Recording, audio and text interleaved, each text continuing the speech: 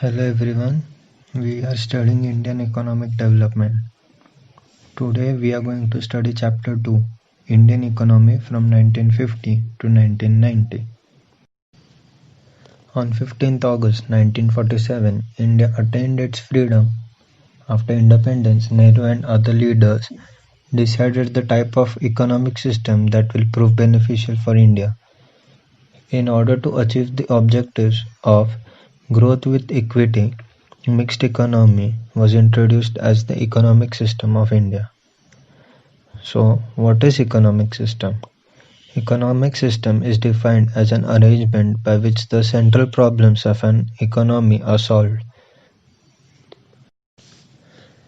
The three basic central problems of an economic system are choice of production, what goods and services should be produced in the country; choice of technology, how should the goods and services be produced? Should producers use more human labor or more capital for producing things? Distribution of goods and services. How should goods and services be distributed among people? On the basis of government intervention, economic systems can be classified as socialist economy, capitalist economy, and mixed economy. In socialist economy, it is an economic system in which all economic decisions are taken by the government. In this system, the government decides what goods are to be produced in accordance with the needs of society, how goods are to be produced, and how they should be distributed. Socialist economy promotes equitable distribution of income. However, it also suffers from the drawbacks of a bureaucratic setup in the form of red tapeism and corruption. In Cuba and China, most of the economic activities are governed by the socialistic principles. Capitalist economy. Capitalist economies depend upon the market forces of demand and supply. In this type of economy, only those consumer goods will be produced that have good demand in the market and yield profit to the producers. For example, cars will be produced if they are in demand and also if they earn profits for the producer. In this economy, the goods and services produced are distributed among people not on the basis of what people need, but on the basis of purchasing power. Capitalist economy generally manifests unequal distribution of income, but it also generates fastest growth in output and national income. Capitalist economy is also called laissez-faire or free market economy. It exists in North America, Japan, Australia, Western Europe, etc. Mixed economy. It is an economic system which public sector and private sector exist side by side. In this economy, the market will provide whatever goods and services it can produce well, and the government will provide essential goods and services which the market failed to provide. Merits of mixed economy. Mixed economy gives proper scope to private individuals to coexist and contribute towards economic development. In this, planned economic development ensures stability and balanced development. In this, competition between the private sector and public sector industries is there. It leads to enhanced productivity. Demerits of mixed economy. Mixed economy cannot efficiently control the private sector industries which are outside the government purview. It is characterized by red tapeism and high degree of corruption. In it, there is a concentration of economic power in the hands of private sector, politicians and bureaucrats. So what is economic planning? Economic planning is a process in which a central authority of a country defines a set of goals to be achieved within a specified period, sets out a plan to achieve those goals, keeping in view the country's resources. Planning Commission defines economic planning as economic planning means utilization of country's resources in different development activities in accordance with national priorities. Now let us understand what a plan is. A plan spells out the resources of a nation should be efficiently utilized. It should have a general goals which are achieved through specific objectives within a specific period of time. To formulate plans, Planning Commission was set up in 1950 under the chairmanship of Jawaharlal Nehru, the first Prime Minister of independent India. Its aim was to produce rapid rise in standard of living of people, increase production, and offer employment opportunities in India. To facilitate the planning, five-year plan was formulated. The first five-year plan was introduced in April 1951. All the five-year plans are formulated keeping the below objectives in mind. Growth, modernization. It refers to increasing country's capacity to produce the output of goods and services within the country. It implies either a larger stock of productive capital or a large size of supporting services like transport and banking. Increase in GDP is a good indicator of economic growth. Gross domestic product or GDP is the market value of all final goods and services produced in the different sectors of an economy. The primary sector, the secondary sector, and the tertiary sector during a year within the domestic territory of a country. Modernization. Adoption of new technology is called modernization. It is done with an aim to increase the production of goods and services. For example, a farmer can increase the output on the farm by using new seed varieties instead of using old ones. Modernization refers to not only change in production methods but also change in the social outlook of a society by granting equal status to women and making use of their talent in the productive process. Self-reliance. A nation can promote economic growth and modernization by using its own resources or by using resources imported from other nations. The first 7 five-year plans gave importance to self-reliance by avoiding imports. This policy was considered as a necessity in order to reduce our dependence on foreign countries, especially for food. Equity.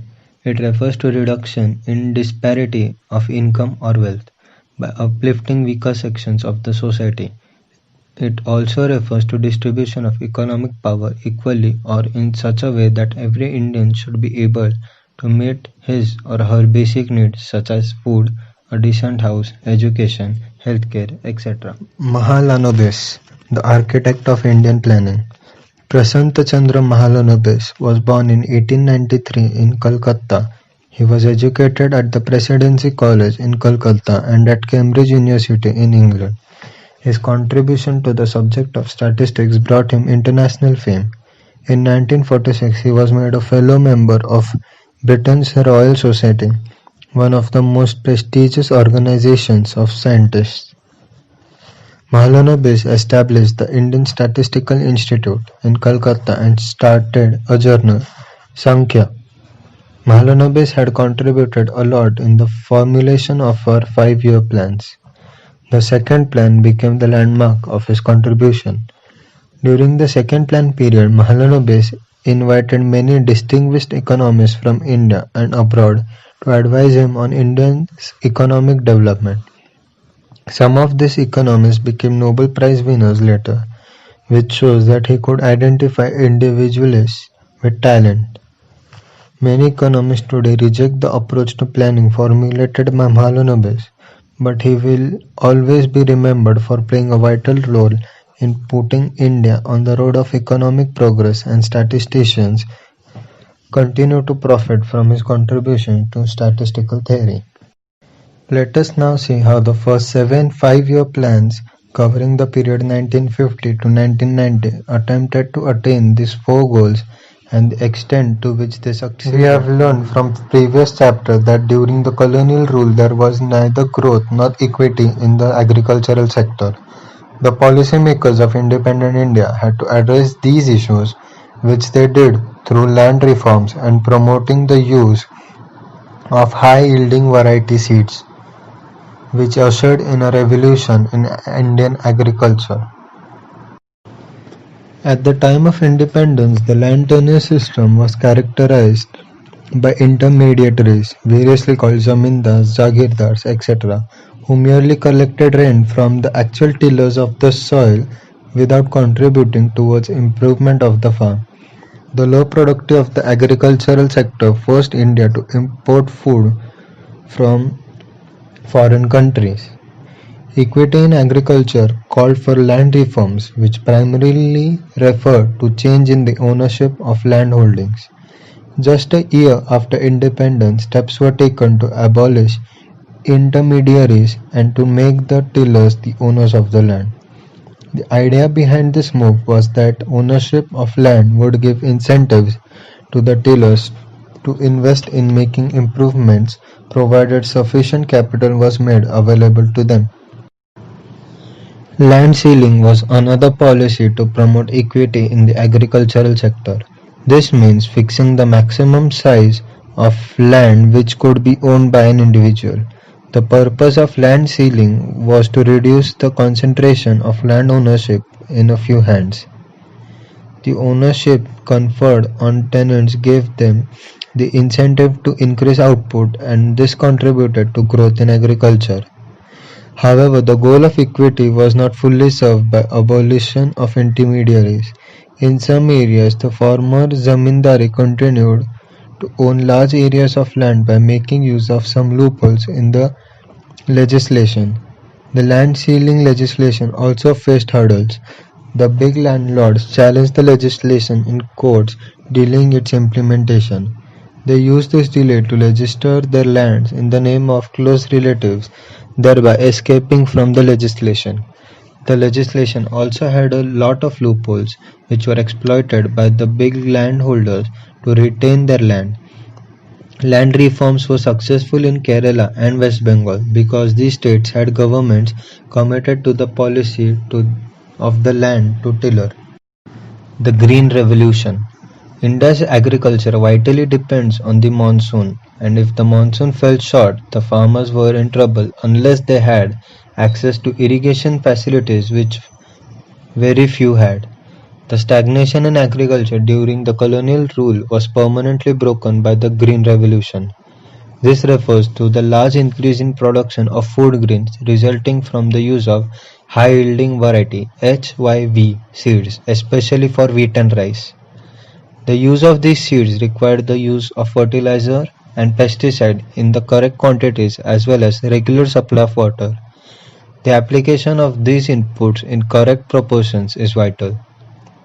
The farmers who could benefit from HYV seeds required reliable irrigation facilities as well as the financial resources to purchase fertilizer and pesticide.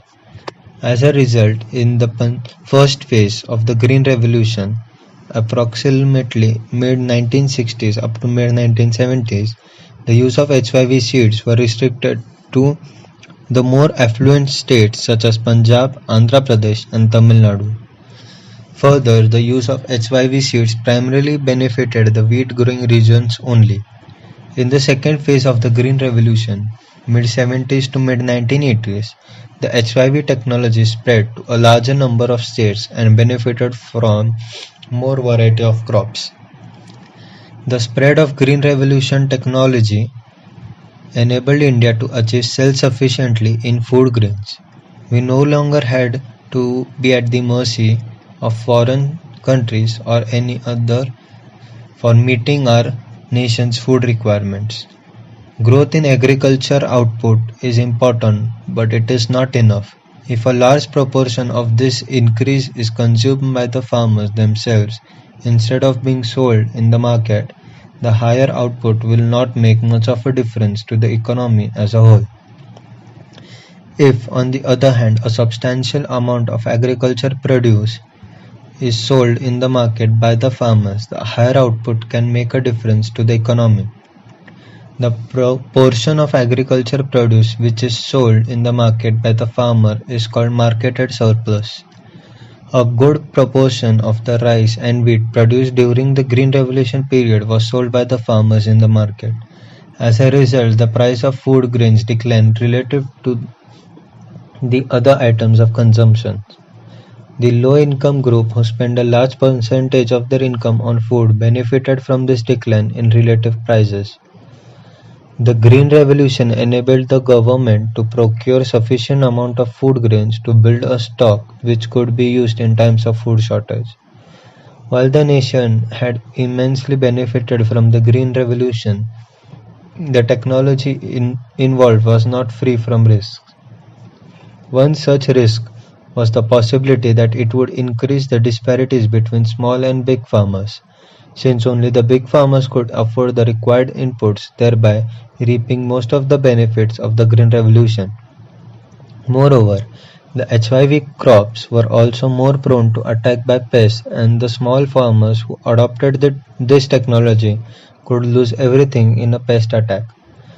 Fortunately, these fears did not come true because of the steps taken by the government. The government provided loans at a low interest rate to small farmers and subsidized fertilizers so that small farmers could also have access to the needed inputs. Since the small farmers could obtain the required inputs, the output of a small farms equal to the output on large farms in the course of time. As a result, the Green Revolution benefited the small as well as rich farmers. The risk of the small farmers being ruined when pests attacked their crops was considerably reduced by the services rendered by research institutes established by the government. You should note that the Green Revolution would have favored the rich farmers only if the state did not play an extensive role in ensuring debate over subsidies. It is generally agreed that it was necessary to use subsidies to provide an incentive for adoption of the new HIV technology by farmers in general and small farmers in particular. Subsidies were, therefore, needed to encourage farmers to test the new technology. Some economists believe that once the technology is found profitable and is widely adopted, subsidies should be phased out since their purpose has been served. Further, subsidies are meant to benefit the farmers, but a substantial amount of fertilizer subsidy also benefits the fertilizer industry, and among farmers, the subsidies largely benefits the farmers in the more prosperous regions. Therefore, it is argued that there is no case for continuing with fertilizer subsidies. It does not benefit the target group and is a huge burden on the government's finances. On the other hand, some believe that the government should continue with agricultural subsidies because farming in India continues to be a risky business. Most farmers are very poor and they will not be able to afford the required inputs without subsidies. Eliminating subsidies will increase the inequality between rich and poor farmers and violate the goal of equity. Thus, by the late 1960s, Indian agricultural productivity had increased sufficiently to enable the country to be self-sufficient in food grains. On the negative side, some 65% of the country's population continued to be employed in agriculture even as late as 1990. Economists have found that as a nation becomes more prosperous, the proportion of GDP contributed by agriculture as well as the proportion of population working in the sector declines considerably. In India, between 1950 and 1990, the proportion of GDP contributed by agriculture declined significantly, but not the population depending on it. 67.5 in 1950 to 64.9% by Industry and 1990. Economists have found that poor nations can progress only if they have a good industrial sector. Industry provides employment which is more stable than the employment in agriculture. It promotes modernization and overall prosperity. It is for this reason that the 5-year plans place a lot of emphasis on industrial development. We studied in previous chapter that at the time of independence the variety of industries was very narrow, largely confined to cotton textiles and jute. There were two well-managed iron and steel firms, one in Jamshedpur and the other in Kolkata. But obviously we needed to expand the industrial base with a variety of industries if the economy was public and private sectors in Indian industrial development. At the time of independence, Indian industrialists did not have the capital to undertake investment in industrial ventures required for the development of our economy, nor was the market big enough to encourage industrialists to undertake major projects even if they had the capital to do so. It is principally for these reasons that the state had to play an extensive role in promoting the industrial sector. In addition, the decision to develop the Indian economy on the socialist lines led to the policy of the state controlling the commanding heights of the economy, as the second five-year plan put it. This meant that the state would have complete control of those industries that were vital for the economy. The policies of the private sector would have to be complementary to those of the public sector, with the public sector leading the way. Industrial Policy Resolution 1956 (IPR 1956). In accordance with the goal of the state controlling the commanding heights of the economy, the Industrial Policy Resolution of 1956 was adopted. This resolution formed the basis of the second five-year plan, the plan which tried to build the basis for a socialist pattern of society. This resolution classified industries into three categories. The first category comprised industries which would be exclusively owned by the state. The second category consisted of industries in which the private sector could supplement the efforts of the state sector, with the state taking the sole responsibility for starting new units. The third category consisted of the remaining industries which were to be in the private sector. Although there was a category of industries left to the private sector, the sector was kept under state control through a system of licenses.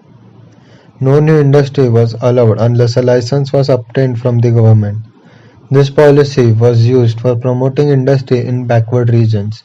It was easier to obtain a license if the industrial unit was established in an economically backward area.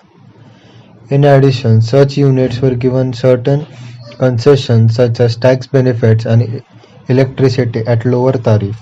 The purpose of this policy was to promote Small-scale regional industry. equality. A small-scale industry is defined with reference to the maximum investment allowed on the assets of a unit. This limit has changed over a period of time. In 1950, a small-scale industrial unit was one which invested a maximum of rupees 5 lakhs. At present, maximum investment allowed is 1 crore. It is believed that small-scale industries are more labor-intensive. That is, they use more labor than the large-scale industries and therefore generate more employment. But these industries cannot compete with the big industrial firms. It is obvious that development of small-scale industry requires them to be shielded from the large firms. For this purpose, this production of a number of products was reserved for the small-scale industry. The criterion for reservation being the ability of these units to manufacture the goods. They were also given concessions such as lower excise duty and bank loans at lower interest rates. Trade policy import substitution. The industrial policy that we adopted was closely related to the trade policy. In the first seven plans, trade was characterized by what is commonly called as inward-looking trade strategy. Technically, this strategy is called import substitution. This policy aimed at replacing or substituting imports with domestic production. In this policy, the government protected the domestic industries from foreign competition. Protection from imports took two forms: tariffs and quotas. Tariffs are a tax on imported goods. They make imported goods more expensive and discourage their use.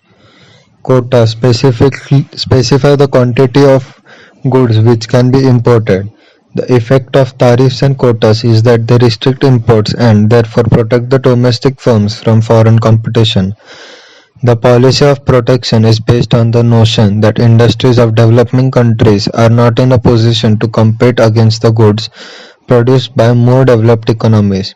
It is assumed that if the domestic industries are protected, they will learn to compete in the course of time. Policies on industrial development. The achievements of India's industrial sector during the first seven plans are impressive indeed. The proportion of GDP contributed by industrial sector increased in the period from 11.8% in 1950-51 to 24.6% in 1990-91. The rise in industry share of GDP is an important indicator of development. The 6% annual growth rate of the industrial sector during the period is commendable.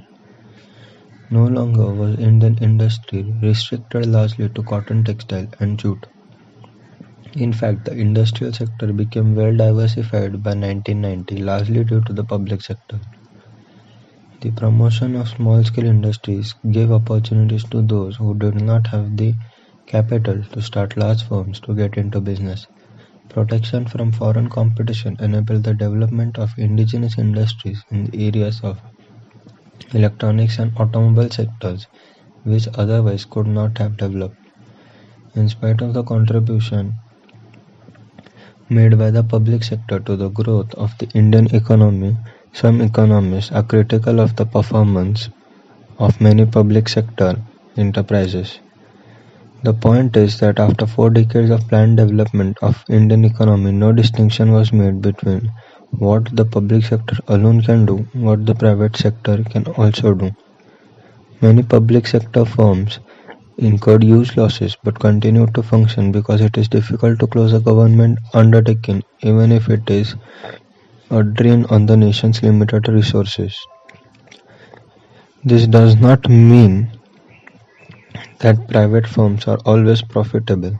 However, a loss-making private firm will not waste resources by being kept running despite the losses. The need to obtain a license to start an industry was misused by industrial houses. A big industrialist would get a license not for starting a new firm but to prevent competitors from starting new firms. The excessive regulation of what came to called the permit license Raj prevented certain firms from becoming more efficient. More time was spent by industrialists in trying to obtain a license or lobby with the concerned ministries rather than on thinking about how to improve their products. The protection from foreign competition is also being criticized on the ground that it continued even after it proved to do more harm than good. Due to restriction on imports, the Indian consumers had to purchase whatever the Indian producers produced. The producers were aware that they had a captive market, so they had no incentive to improve their quality of goods. A few economists also point out that the public sector is not meant for earning profits but to promote the welfare of the nation.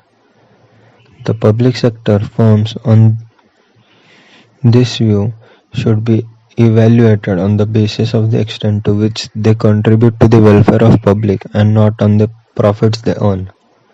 Regarding protection, some economists hold that we should protect our producers from foreign competition as long as rich nations continue to do so. Owing to all these conflicts, economists called for a change in our policy. The progress of the Indian economy during the first 7 plans was impressive. Our industries became far more diversified compared to the situation at independence. India became self-sufficient in food production thanks to Green Revolution. Land reforms resulted in abolition of the hated zamindari system. However, many economists became dissatisfied with the performance of many public sector enterprises. Excessive government regulation prevented growth of entrepreneurship. In the name of self-reliance, our producers were protected against foreign competition and this did not give them the incentive to improve the quality of goods that they produced. Our policies were inward-oriented and so we failed to develop a strong export sector. The need for reform of economic policy was widely felt in the context of changing global economic scenario and the new economic policy was initiated in 1991 to make our economy more efficient.